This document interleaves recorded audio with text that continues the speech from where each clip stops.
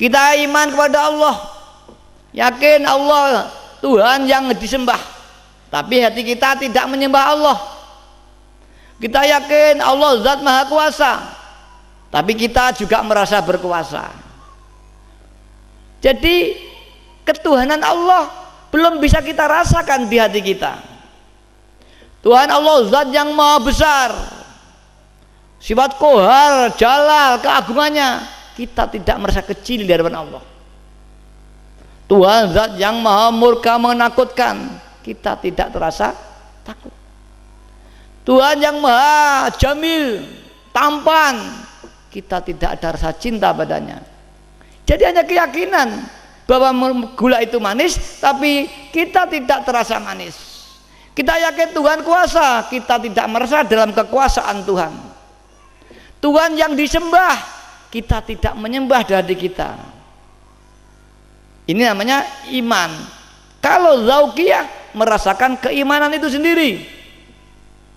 Tuhan Zat Kuasa, kita lillah terus terang.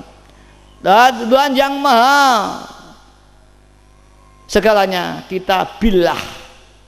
Inilah para hadirat, maka lillah billah ini ada ranah daripada penerapan syahadat. Dalam dunia tasawuf disebut makom ma'rifah atau makom musyahadah, sebagaimana yang dikejar dalam thariqah-thariqah itu.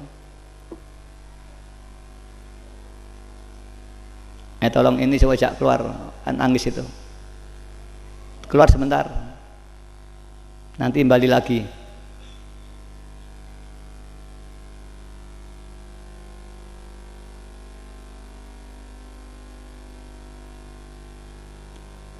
Para hadirat yang kami hormati, karenalah iman musyahadah iman yang paling tinggi, dan ini semua agama mengakui bahwa iman musyahadah tinggi, baik dalam agama apapun juga sama.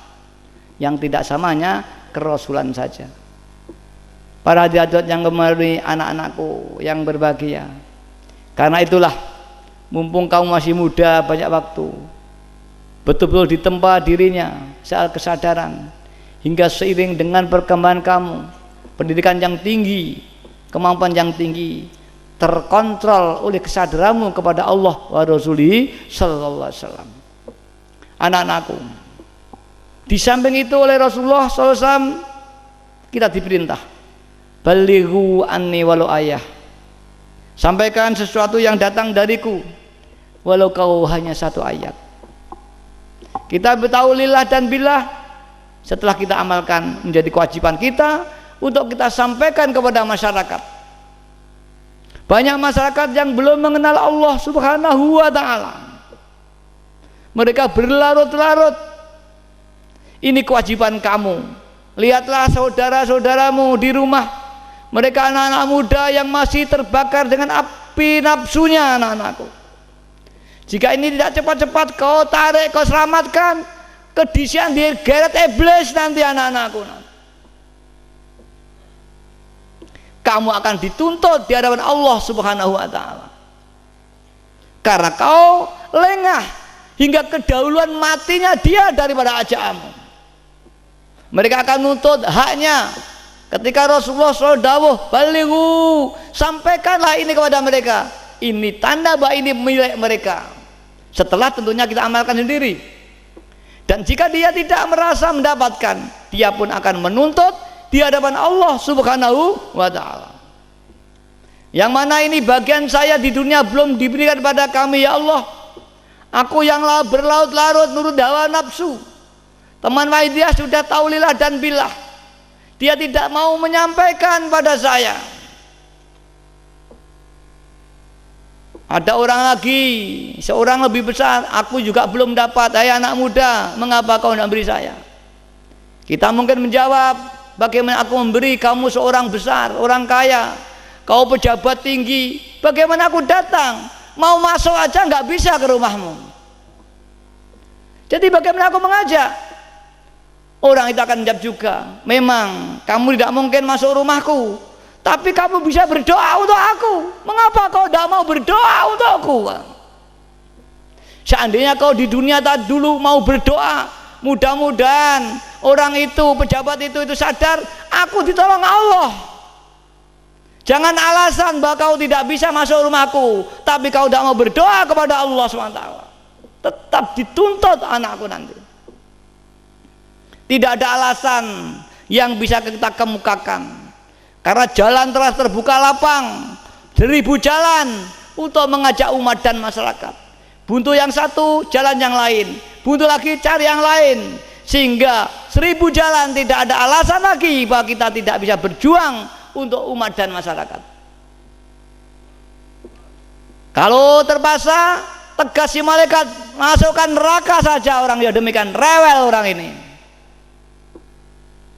Anak-anak remaja, mari, masih muda, tok kekuatan batiniah kamu, dimanapun dan kapan berada, hendaknya terus bermujahadah sambil apa saja.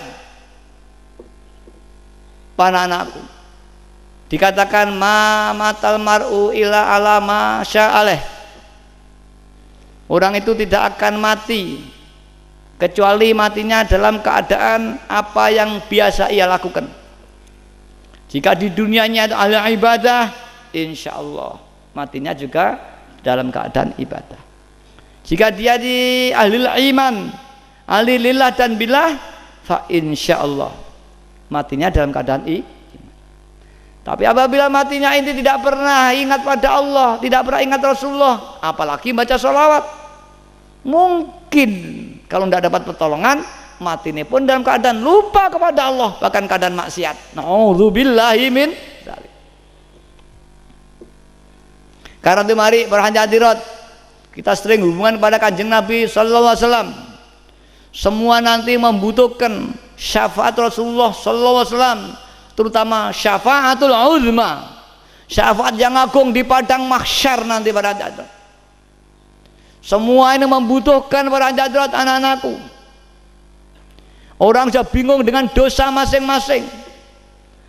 Matahari diturunkan hampir di umbun-umbun, peluhnya sudah geleweran jadi banjir keluh. Semua takut, menangis, minta pertolongan, lari kepada Nabiullah Adam alaihissalam. Mbak Nabi Adam, aku cucumu, aku kesulitan ini Nabi Adam, tolong saya, syafaatilah aku. Nabi Adam hanya berkata, aku tidak mampu ummati, aku nafsi. Saya berpikir untuk diri saya sendiri aja belum tentu, cucuku, aku tidak bisa menolong, sedang diriku pun belum tentu nanti. Lari kembali kepada Nabi Nuh, Adam kedua, ya Nabi Nuh, tolong, aku anak cucumu. Nafsi, aku pun dalam kesulitan, wahai anak-anakku, aku pun belum tentu diterima oleh Allah SWT. Kemudian ada yang mereka teringat pada waktu itu bahwa dia punya Nabi, yaitu Rasulullah SAW. Wahai saudara, mari kita punya Nabi, kita dulu punya Nabi Muhammad, dia yang bisa menolong dalam keadaan yang berat ini. Mereka berbondong-bondong, ya Rasulullah, aku umatmu ya Rasulullah, tolonglah. Kanjeng Nabi dawuh, ummati, aku tidak bisa menolong kecuali memang umatku. Aku umatmu Rasulullah. Bohong kamu. Memang dulu kamu adalah umat Islam, umatku, tapi kau akhirnya berpaling, ngikuti nafsumu, ngikuti iblis, hingga telah tercoret dari daftar umatku. Maka sekarang dia tidak ada lagi daftar umatku, aku tidak bisa menolong. Para hadirat yang kami hormati, kalau itu terjadi pada saat itu, kita yang mengalami bagaimana? Kita menganggap umat Kanjeng Nabi sudah kita jagakan, ternyata ketika itu catatan nama kita sudah tidak ada lagi. Para hadirat, lantas bagaimana kita nanti? Ini bagiannya iblis, disaut ke neraka jahanam nanti. Itu akan terjadi nanti kalau kita tidak waspada. Jangan main-main untuk hidup. Kalau sudah terjadi kita mau, ya Allah, saya akan kembali ke dunia, satu hari saja untuk tobat, tidak ada. Saya minta setengah hari, 1 jam, 1 detik, tidak ada. Rewel orang dilempar ke neraka saja. Wahai Zabaniyah, Allah akan tegas, lempar orang ini.